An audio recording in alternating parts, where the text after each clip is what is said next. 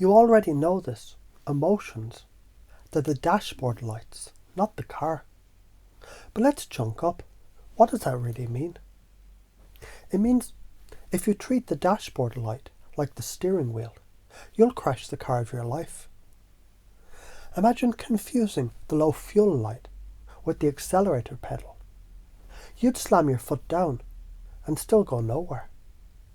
That's what happens when you let anxiety, anger, or sadness dictate your actions instead of guide your awareness. Now zoom out. What's the big picture?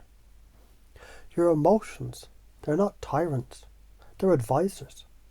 Anxiety whispers, hey, sharpen your sword. Something's coming. Anger roars, protect what matters. Sadness kneels, release. Let it flow out so you're lighter for the road ahead. If you ignore these signals, what happens? Like ignoring the oil light, your engine seizes. Your life rusts, clogs, overheats. That's depression, burnout, addiction. If you heat them, you get a tuned-up machine that runs smooth, steady, fast. You become a driver who trusts the dashboard, but keeps hands on the wheel. And here's the unconscious install. You already do this. When you feel hunger, you don't panic, you eat. When you feel thirsty, you don't scream, oh my God, thirst is controlling me. You drink water. That's exactly how emotions were designed. Same pattern. You already run this program fluently. You just haven't generalized it yet. Now imagine projecting futures. If you keep believing emotions are dictators, what happens in 5 years?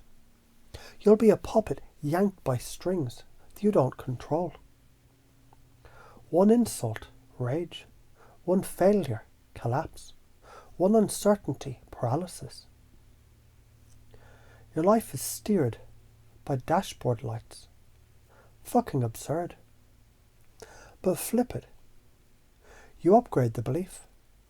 Emotions are signals. You're the driver, captain, CEO. Then anxiety becomes your radar, pinging threats before they hit.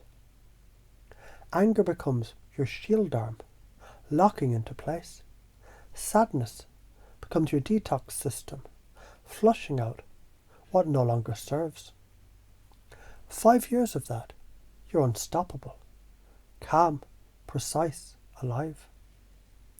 Science, the amygdala, fires to grab your attention, not to own you. Neurotransmitters, they're chemical telegrams. Cortisol spikes so you're ready. Serotonin dips so you slow down. It's biology's way of tapping you on the shoulder, not punching you in the face. Ignore it. Your nervous system, it fries like an overclocked computer. Respect it. It's like installing performance upgrades into your brain's operating system. And karmically, if you reject emotions, you build shadows. Suppressed rage leaks as passive aggression. Ignored sadness turns into coldness. Unheard anxiety festers as regret. But if you listen, align, act, you radiate congruence. Your relationships sync. Your choices sharpen. And life bends toward you because you're steering with awareness instead of flailing like a child at the wheel. Now here's the shift. As you hear these words, you're unconscious.